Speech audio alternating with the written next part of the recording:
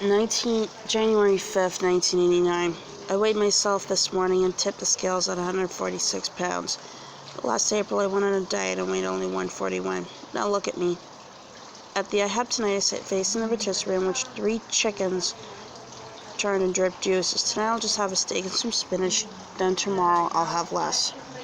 January 9th, rally. Last night I wondered if other teachers get stoned at night. Can I be the only one? Classes start next week and I am not at all prepared. January 15th, rally. I will never again drink at a party I am hosting. I will never again drink at a party I am hosting. I will never again drink at a party I am hosting.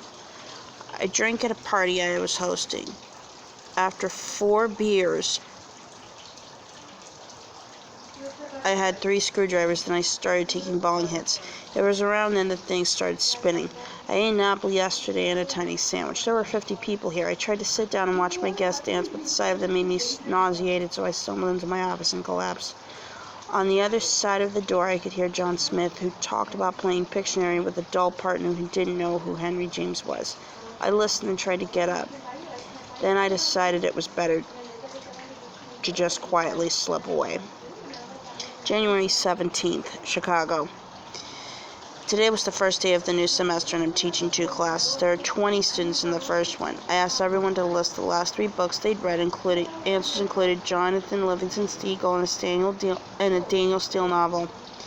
And then I asked what they'd do were someone to give them each $500. One person said he'd get more tattoos. Many wanted sound systems. 3 wanted plane tickets to warm places.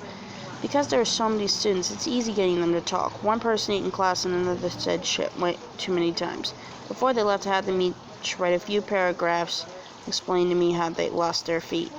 Something has changed, and now when I look at my students, I see only people who are going to eat up my time. Meanwhile, my diet is working. I went down a belt notch and was comfortable. January 19th. This is the last day of Ronald Reagan's presidency, and on all things considered, they asked a variety of people how he had affected their lives. The person I most identified with said that after the past 8 years, she will never trust a Republican again. There were many people who cheered him, and a few who hated him in a personal way.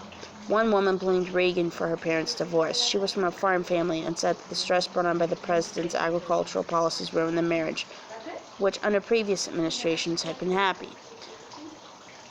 A Brooklyn man blamed Reagan for his AIDS, speaking almost as if he caught it from him. I hated Reagan, but stopped dwelling on it after he became such an easy and popular target. My eyes never wilted when he spoke. They narrowed. January 24th. Names from the phone book.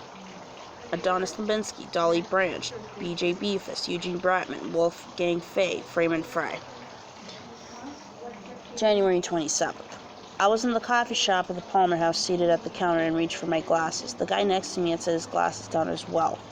And when, by mistake, I picked them up, he let out a little cry and accused me of trying to steal them. The man was in his 70s, and through his glasses had plastic frames like mine, and were a similar shade of brown. Mine was an honest mistake, but his were aviators. Mine was an honest mistake, I apologized, but he still called the waitress over, saying, "This guy was trying to steal from me." The waitress talked to him the way you might to a child. "Oh," he said, "I'm sure he wouldn't do a thing like that." The man, frustrated that nobody recognized the kind of person I really was, lifted his coffee cup and held it close to his chest, as if I might try to swipe that too. Just then a woman took a seat, and the man turned to her and said,